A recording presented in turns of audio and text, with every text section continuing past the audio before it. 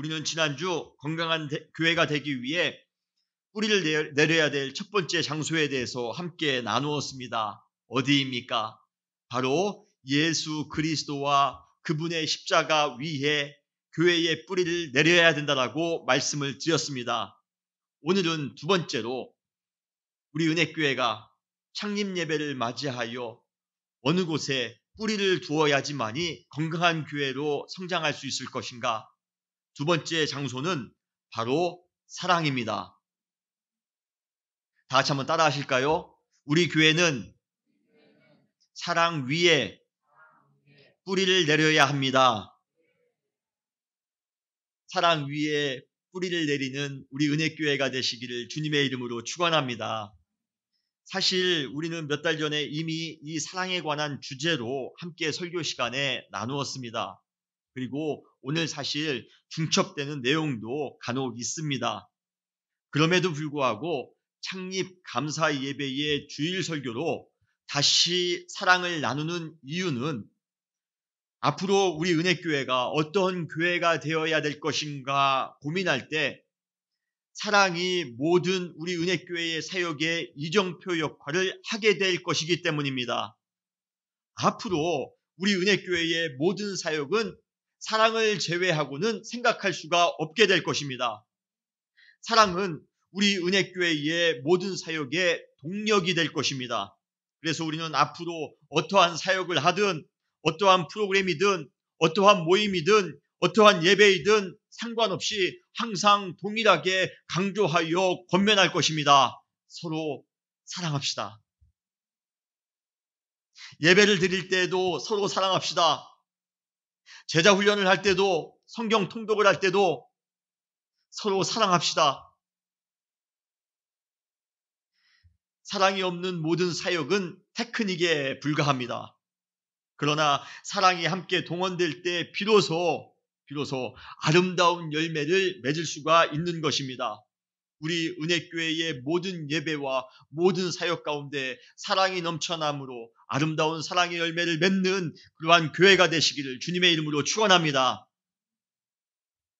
마태복음 5장 23절로 24절에 보면 이런 구절이 나옵니다. 그러므로 예물을 제물에 드리려다가 거기서 내 형제에게 원망 들을 만한 일이 있는 것이 생각나거든 예물을 제단 앞에 두고 먼저 가서 형제와 화목하고 그 후에 와서 예물을 드리라. 어떤 목사님이 이 구절을 본문으로 설교를 시작하면서 성도님들에게 이렇게 말했다고 합니다.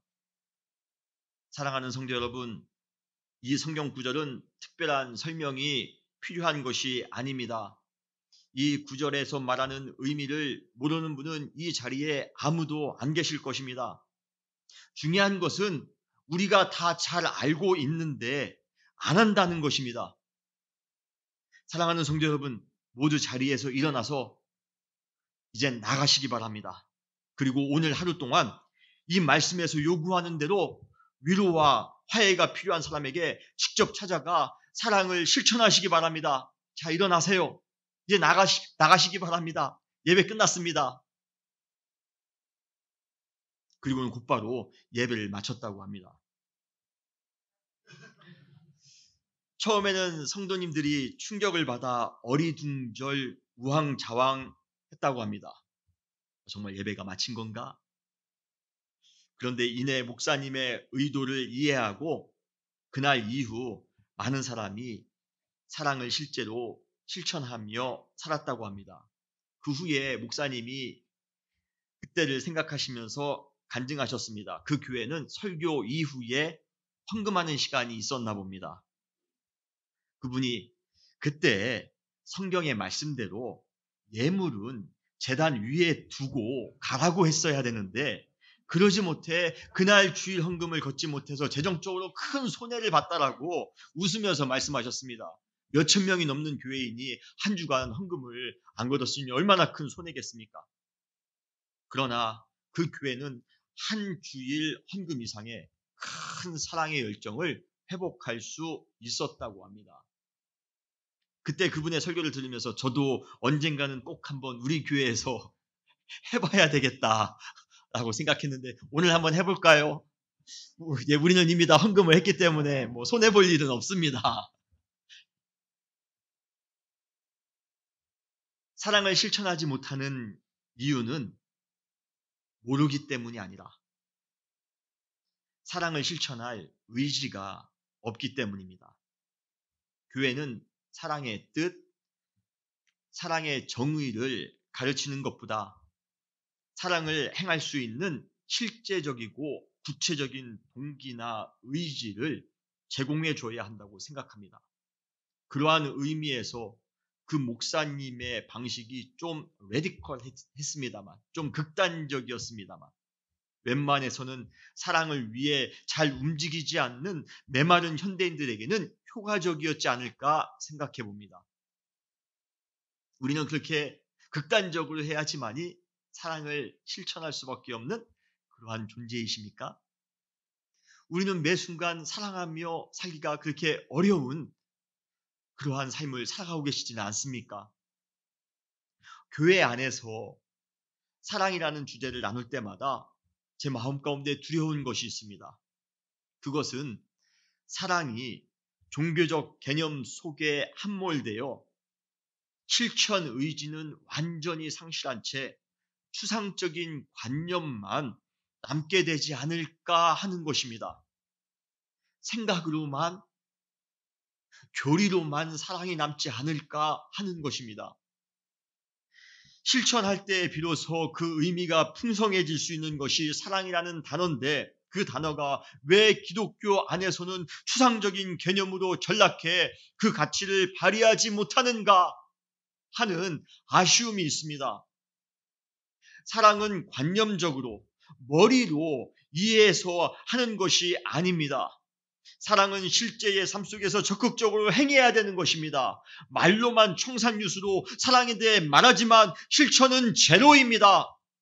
그렇다면 그것은 거짓된 사랑입니다. 무의미한 사랑입니다. 이러한 사실을 안타깝게 생각한 제자가 있습니다. 예수님의 제자가 있습니다. 그 사람이 바로 야고보입니다. 야고보가 우리에게 이렇게 질문합니다. 야고보서 2장 15절로 17절에 만일 형제나 자매가 헐벗고 일용할 양식이 없는데 너희 중에 누구든지 그에게 이르되 평안히 가라, 덥게 하라, 배부르게 하라 하며 그 몸에 쓸 것을 주지 아니하면 무슨 유익이 있으리요? 이와 같이 행함이 없는 믿음은 그 자체가 죽은 것이라.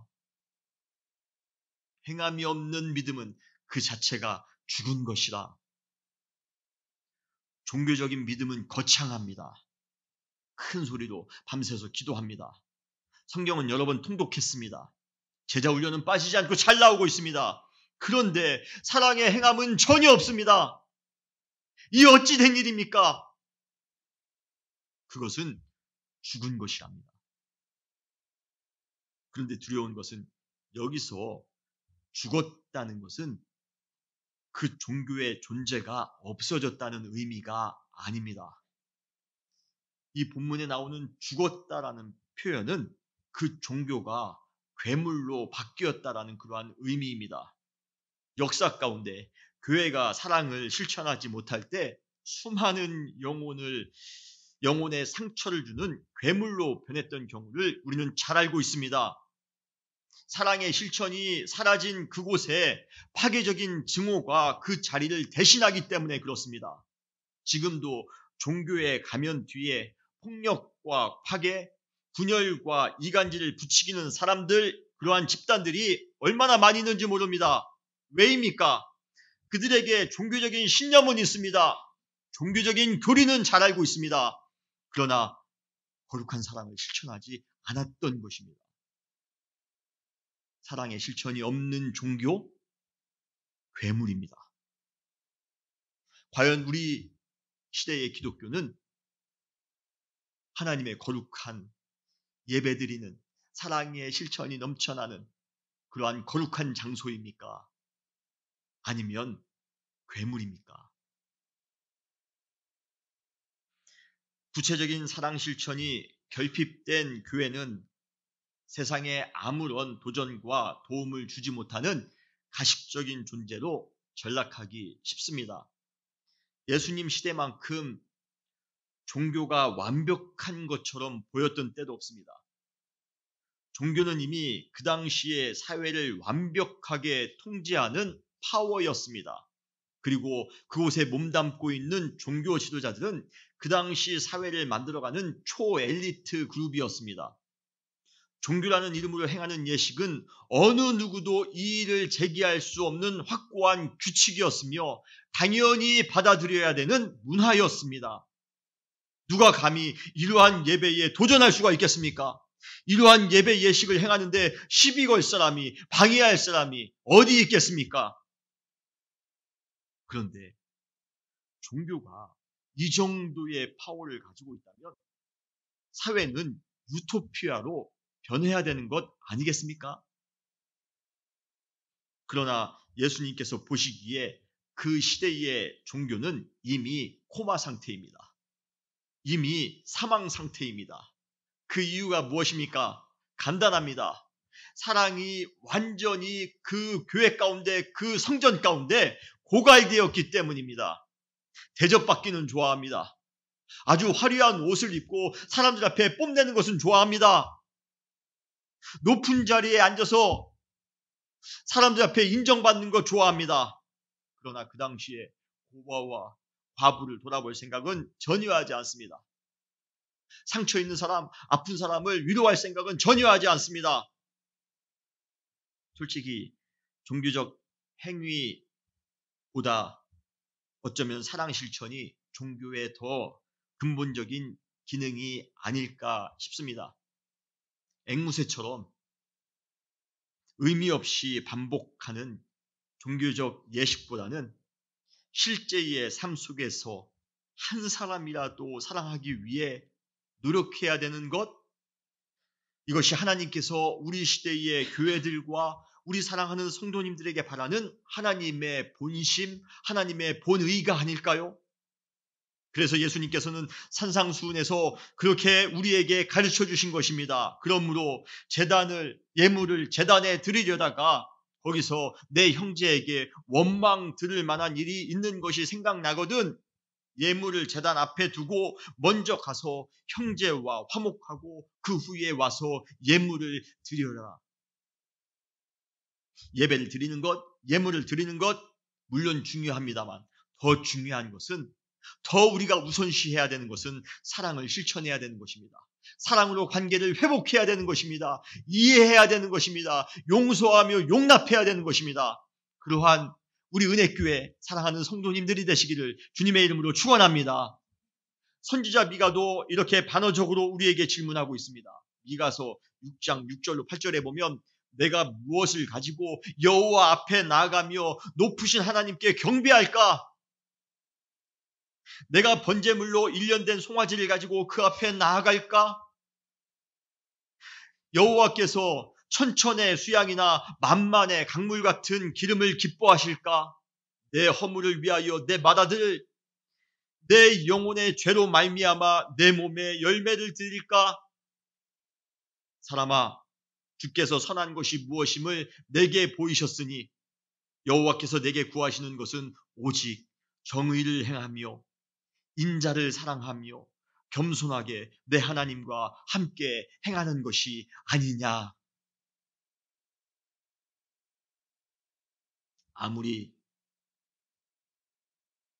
송아지와 수양을 예배 가운데 많이 드린다 할지라도 동물의 기름이 철철 넘치도록 제단에 바친다 할지라도 심지어 나의 맏아들을 주님께 드린다 할지라도 아니 나 자신을 직접 주님께 드린다 할지라도 주님께서는 그보다 더 받기를 원하시는 것이 있다고 말씀하십니다. 그것이 무엇입니까? 서로 사랑하는 것입니다. 사랑하는 마음으로 공의를 행하는 것입니다. 사랑하는 마음으로 옆에 있는 사람을 사랑하며 그들을 위로하는 것입니다. 물론 교회 안에 행해지는 예식들, 예배들이 중요하지 않다는 것 아닙니다. 교회 안에서 행해지는 사역들, 제자훈련, 성경 공부, 부흥회, 다양한 프로그램을 통해 우리는 충분히 신앙이 성숙될 수 있습니다. 예배에 필요한 그러한 건물, 교회 교육을 위한 교육관, 친교를 위한 친교실, 선교를 위한 선교센터, 이 모든 것을 가능하게 하는 재정, 이러한 모든 것이 하나님의 나라의 확장을 위해 어느 정도 현실적으로 필요하다는 것 사실입니다. 앞으로 우리 교회도 이러한 사역을 위해서 나름대로 많이 노력할 것입니다. 그러나 수많은 사역이 있고 수많은 프로그램이 있지만 그래도 가장 중요한 것은 무엇입니까? 우리가 먼저 서로 사랑을 행하는 것입니다. 사랑을 행하는 것이 그 어떠한 것보다도 앞서갈 수가 없습니다. 우리 은혜교회는 사랑하는 교회가 됩시다. 지금까지 18주년 동안도 사랑해왔다라면 앞으로 우리는 더 사랑합시다.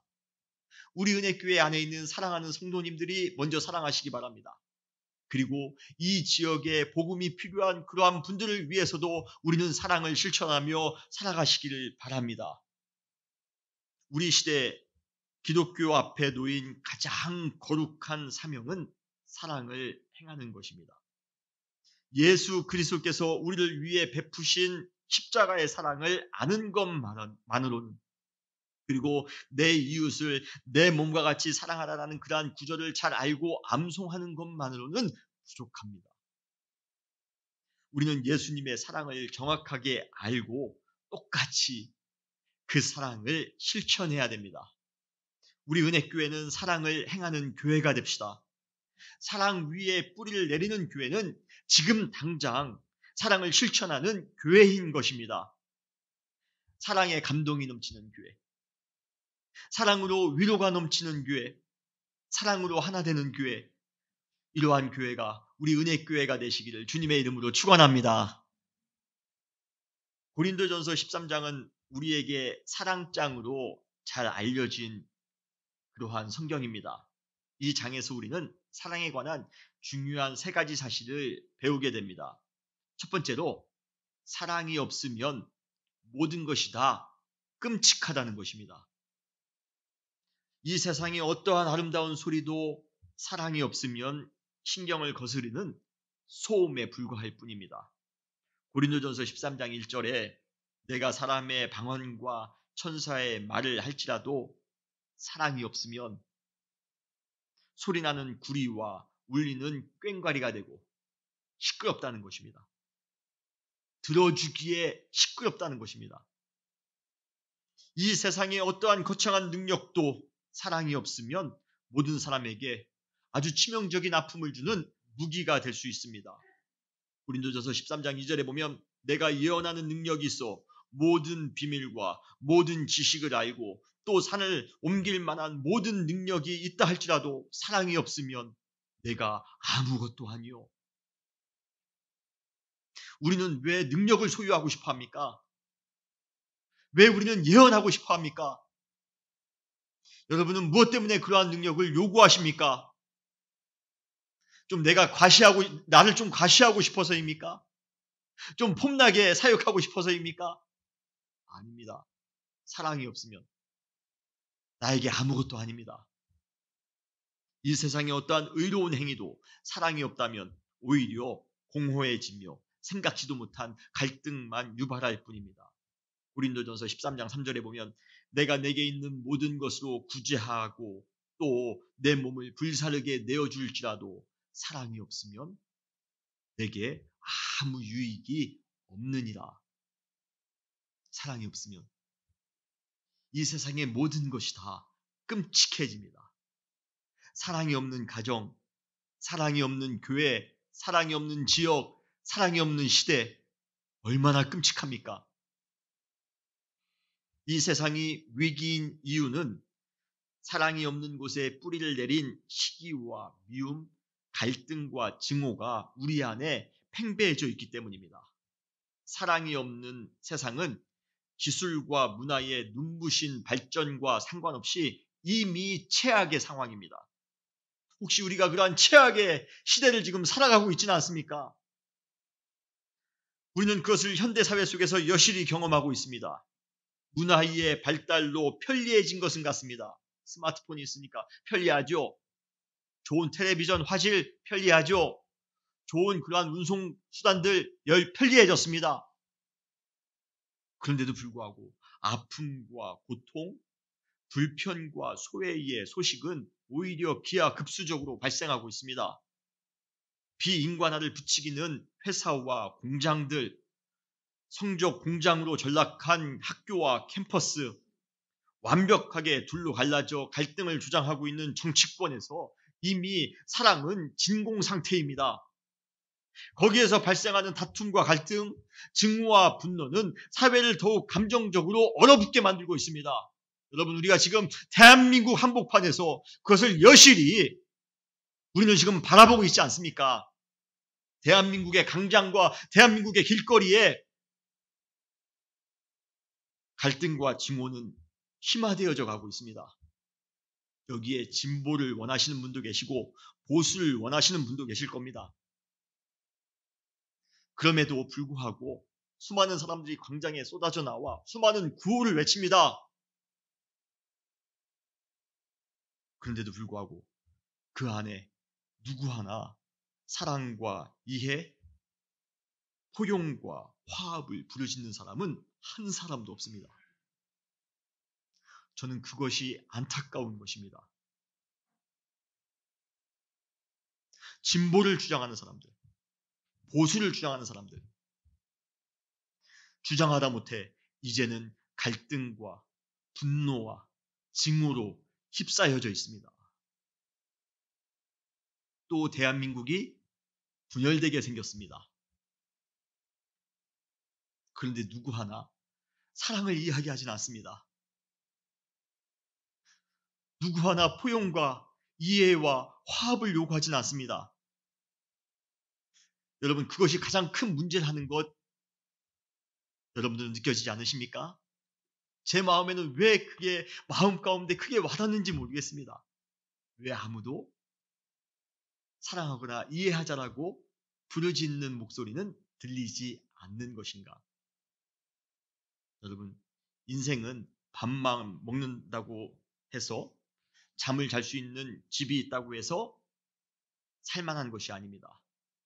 인생은 사랑이 있어야 살만한 것입니다. 광장에, 거리에 저는 사랑이 있었으면 좋겠습니다. 여러분의 가정에, 우리 은혜교회에, 우리 시대에 사랑이 있었으면 좋겠습니다. 사랑이 없으면 그 자체로 비극입니다. 우리 가정과 우리의 교회와 우리의 시대가 비극적이어서야 되겠습니까? 아픔과 고통, 증오로 넘쳐나서야 되겠습니까? 여러분, 주장하는 곳에는 아픔이 있을 수밖에 없습니다. 사랑으로 이해하고 용납하는 그곳에 다시 회복과 기쁨이 있음을 여러분 믿으시길 바랍니다. 우리가 그를 위하여 기도해야 되지 않을까요? 감사하게도 사랑이 없으면 아무것도 아니라는 이 바울의 권면 속에서 고린도전서 13장 1절로 3절 속에서 우리는 역으로 사랑의 회복을 위한 아주 중요한 단서를 한 가지 배울 수가 있습니다. 한 가지 사랑을 위한 정말 귀중한 태도를 우리는 배울 수가 있습니다. 그것은 무엇입니까? 바로 겸손입니다. 겸손해야 사랑할 수가 있습니다. 사랑은 다른 사람을 정죄하고 판단하는 것이 아니라 나의 모습을 솔직하게 겸손하게 돌아보는 것에서부터 시작합니다. 고린도전서 13장 1절로 3절에 나오는 모든 인칭대명사 내가, 내게, 내가 여러 번에 걸쳐서 반복되고 있습니다. 여기에 나오는 모든 인칭대명사는 누구를 지칭하고 있습니까? 바로 사도 바울 자신을 지칭하고 있습니다. 다시 말해 당신이 사랑이 없으면 당신은 아무것도 아니야. 당신에게는 아무런 유익이 없어. 비판하는 것이 아닙니다. 사도 바울은 내가 사랑이 없으면 내가 아무것도 아닙니다. 나에게 사랑이 없으면 내게 아무런 유익이 없습니다. 지금 고백하고 있는 것입니다. 우리는 누군가 잘못하고 있는 것을 보면 아주 지적하지 못해 안달이 납니다. 고린도 교회는 지금 고린도전서 13장에 있는 고린도 교회는 지적할 것이 참 많은 교회입니다. 분열 때문에도 지적할 만하고 사랑이 식어졌기 때문에도 아주 지적할 만한 것이 많은 공동체가 바로 고린도 교회입니다. 그러나 사도 바울은 고린도전서 13장을 쓰면서 고린도 교회를 지적하거나 비판했던 것이 아닙니다. 당신들이 사랑이 없어서 지금 그런 문제가 생겼어. 당신들이 지금 사랑하지 않기 때문에 지금 아무런 유익이 없는 거야, 당신들. 그것이 아니라 오히려 겸손하게 자기를 돌아보며 겸손하게 고백하고 있는 것입니다. 내가 사람의 방언을 하고 천사의 말을 할지라도 내가 예언하는 능력이 있고 산을 옮길 만한 믿음이 있다 할지라도 내가 모든 것을 구제하고 내 몸을 불사르게 내어준다 할지라도 솔직히 사도 바울 다 이렇게 하고 있는 사람입니다. 여러 방언을 했던 사람입니다. 천사의 말을 했던 사람입니다. 영적 능력이 있는 사람입니다. 믿음을 가지고 평생을 헌신했던 사람입니다. 그렇지만 그러한 내가 여러분들에게 고백합니다. 사랑이 없으면 내가 아무것도 아닙니다. 나에게 아무런 유익이 없습니다. 여러분, 얼마나 겸손한 사도 바울의 모습입니까? 사랑을 행하기 위해서 나 자신에게는 엄격하지만 타인에게는 관대하시기 바랍니다. 타인의 눈에 있는 티끌을 지적할 것이 아니라 나 자신에 있는 틀보를 겸손히 바라볼 수 있는 그러한 은혜가 필요합니다. 사랑의 회복은 바로 거기에서부터 시작됩니다. 사랑은 본디 다른 사람을 바라보는 관점을 바꾸는 것에서부터 시작합니다. 나의 죄와 나의 허물에 대해서 항상 회개하고 다른 사람의 죄와 다른 사람의 허물에 대해서는 용서하며 용납하며 이해하는 것, 바로 그때 우리의 사랑은 온전해질 수 있습니다. 사랑하는 은혜교회 성도 여러분, 다른 사람 나무랄 것이 아니라 내 안에 있는 부족함을 바라보며 겸손히 다른 사람을 이해하며 섬기며 살아갈 수 있는 여러분 되시기를 주님의 이름으로 축원합니다. 둘째로 사랑은 매우 구체적이며 실제적이라는 것을 우리는 고린도전서 13장을 통하여 볼 수가 있습니다. 사랑하라고 권면할 때 많은 사람들이 무엇을 어떻게 해야 될지 모르는 경우가 많이 있습니다. 우리가 사랑을 하지 못하는 이유는 사랑이라는 단어가 가지고 있는 그 넓은 의미 때문에 우리는 사랑을 실천하지 못하고 있지 않나 생각합니다. 뷔페집에 가서 뭐 먹어야 될지 잘 모르는 경우 있지 않습니까? 너무 많으면 우리가 무엇을 해야 될지 모르는 것입니다. 그러나 오늘 본문 고린도전서 13장 4절로 7절에 나오는 사랑에 관한 다양한 리스트는 사랑이 얼마나 실제적이며 얼마나 구체적인지 우리에게 증명해주고 있습니다. 그 내용을 우리가 읽어보는 것만으로도 언젠가는 꼭 이 내용을, 이 리스트를 여러분과 같이 더불어 꼭 말씀을 나누고 싶습니다만 오늘은 시간이 안 되기에 함께 한 구절 한 구절 마음 가운데 한번 읽어보는 시간을 갖기를 원합니다. 우리 한번 다 같이 한번 읽어보실까요? 고린도전서 13장 4절로 7절 스크린을 보셔도 됩니다. 시작. 사랑은 오래 참고 사랑은 온유하며 시기하지 아니하며 사랑은 자랑하지 아니하며 교만하지 아니하며 무례히 행하지 아니하며 자기의 유익을 구하지 아니하며 성내지 아니하며 악한 것을 생각하지 아니하며 불의를 기뻐하지 아니하며 진리와 함께 기뻐하고 모든 것을 참으며 모든 것을 믿으며 모든 것을 바라며 모든 것을 견디느니라. 아멘. 이러한 사랑 실천 구체적으로 여러분의 삶 가운데 실천하며 살아가시는 여러분 되시기를 주님의 이름으로 축원합니다. 세 번째로 우리는 고린도전서 13장을 통하여 사랑은 영원하고 사랑은 위대하다는 것을 우리는 알 수가 있습니다. 이 세상의 모든 것에는 한계가 있기 마련입니다. 인간의 어리석음은 한계가 있는 세상의 것에 너무 집착하며 살아간다는 것입니다. 한계를 가지고 있다는 것은 어느 순간 그 한계가 드러나게 된다는 것을 의미합니다. 바울은 이것을 이렇게 표현하고 있습니다. 고린도전서 13장 9절로 10절에 보면 우리는 부분적으로 알고 부분적으로 예언하니 온전한 것이 올 때는 부분적으로 하는 것이 패하리라 라고 말씀하고 있습니다. 부분적인 것은 무엇입니까? 한계가 있는 것입니다. 한계가 있는 것, 부분적인 것은 언젠가는 무용지물이 되게 되어 있습니다. 미래 어느 날 우리 모든 인생들은 죽음이라는 시간이 우리 모두에게 찾아올 것입니다. 그 순간 우리는 우리의 인생을, 우리가 지금까지 살아왔던 인생을 아주 순식간에 되돌아볼 것입니다. 그리고 그때 비로소 우리는 어떻게 살았어야지만이 온전한 삶, 가치 있는 삶을 살 수 있었던가, 그때 비로소 깨닫게 됩니다. 인생을 마감하는 순간 우리는 가장 정직해지기 때문입니다. 그러나 그때 우리는 만족하며 살았다라는 그러한 마음보다는 내가 왜 그때 더 헌신하지 못했던가, 내가 왜 그때 더 열심히 살지 못했던가, 내가 왜 더 그때 의미 있는 삶을 살지 못했던가, 아쉬운 마음을 더 많이 갖게 될 것입니다. 우리 인간은 인생에 있어서 항상 뒷북을 치는 존재이기 때문입니다.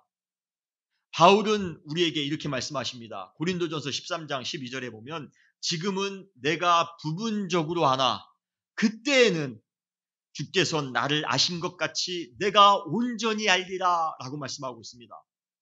현재 앞만 보며 바쁘게 살아가는 사람들은 영원한 것이나 진정한 것보다는 부분적인 것, 한계를 가지고 있는 것, 당장의 이득만을 바라보며 살아갑니다. 그러나 그때가 어느 때입니까? 바로 종말의 때입니다.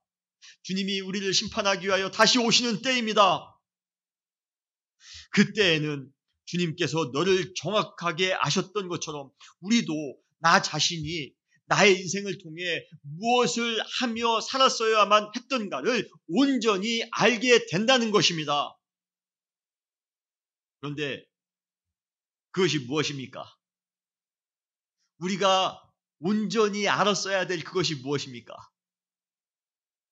바로 영원한 가치를 소유하고 있는 것, 죽을 때 비로소 그 가치의 진가를 정확하게 알 수 있는 것, 바로 인생을 사랑하며 살아가는 것입니다. 아멘 한번 해주세요. 우리가 하나님 나라에 들어가는 순간 우리가 인생을 돌아볼 때 가장 귀중하게 남는 한 가지가 있습니다. 그것이 바로 사랑하며 살아가는 것입니다. 그래서 바울이 이렇게 선언합니다. 고린도전서 13장 13절. 그런즉 믿음, 소망, 사랑 이 세 가지는 항상 있을 것인데 그 중에 제일은 사랑이라. 왜입니까? 끝까지 영원한 가치를 갖는 것이 바로 사랑이기 때문에 그렇습니다. 우리 인생을 통하여 우리가 제일 많이 헌신해야 될 것, 제일 많이 우리가 실천해야 될 것이 사랑이기 때문입니다. 후회 없는 인생을 살기를 원한다면 영원한 것, 가장 제일 좋은 것, 사랑에 뿌리를 내리며 살아가야 됩니다. 이 훌륭한 진리를 죽기 바로 직전에 깨닫는 것이 아니라 수많은 사람들이 바로 죽기 직전에 그것을 깨닫습니다. 바로 죽기 직전에 온전한 것이 무엇이었던지를 그때 비로소 깨닫습니다. 그것이 아니라 삶을 살아가고 있는 동안, 건강하게 살 수 있는 동안에 우리가 매 순간 그 진리를 깨닫고 실천하며 살아간다면 우리의 인생은 얼마나 큰 축복일까요? 이러한 축복을 오늘 여러분의 삶 가운데서 누리며 살아가시는 사랑하는 은혜교회 성도님들 되시기를 주님의 이름으로 축원합니다. 사랑하며 살아가시기 바랍니다. 사랑의 뿌리를 내리기 위해 어떻게 사랑을 실천해야 됩니까? 5가지를 간단하게 말씀드립니다. 첫 번째로 서로 사랑해야 됩니다. 두 번째로 즉각적으로 사랑해야 됩니다. 사랑의 시기를 다음으로 미루지 마시기 바랍니다. 오늘 사랑할 분이 생겼다면 당장 실천하시기 바랍니다. 세 번째로 희생적으로 사랑하시기 바랍니다. 동정하듯 사랑하지 마시고 내 것 손해보며 희생하며 땀과 눈물을 흘리며 사랑하시기 바랍니다. 그때 그 사랑이 감동 있는 사랑이 될 것입니다. 네 번째로 지속적으로 사랑하시기 바랍니다. 이벤트 형식으로 사랑하지 마시고 끝까지 예수님께서 말씀하셨죠? 사람들을 사랑하시되 끝까지 사랑하셨다라고 말씀하십니다. 우리가 십자가 지고 우리가 완전히 죽을 때까지 지속적으로 사랑하시기 바랍니다. 5번째, 예수 그리스도의 사랑으로 사랑하시기 바랍니다. 내 힘으로 사랑하는 것이 아닙니다. 내 힘으로 사랑하면 감정적인 것에 끝날 수가 있습니다. 그러나 예수 그리스도의 사랑의 힘으로 사랑한다고 할 때 우리는 우리가 하지 못할 사랑의 능력까지도 더하여 사랑할 수가 있는 것입니다. 우리 은혜교회의 사명선언은 예수 그리스도의 제자가 되어 세상의 변화를 주도해가는 교회입니다. 그런데 예수님의 제자가 된다는 것은 내가 주장한다고 해서 내가 예수님의 제자입니다 라고 주장한다고 해서 예수님의 제자가 되는 것이 아닙니다. 그것은 나의 삶과 행동을 바라본 세상 사람들의 평가에 의해서 되어지는 것입니다. 저 사람은 정말 예수님의 제자이구나. 우리는 다른 사람들로부터 예수님의 제자로서의 인정을 받으셔야 됩니다.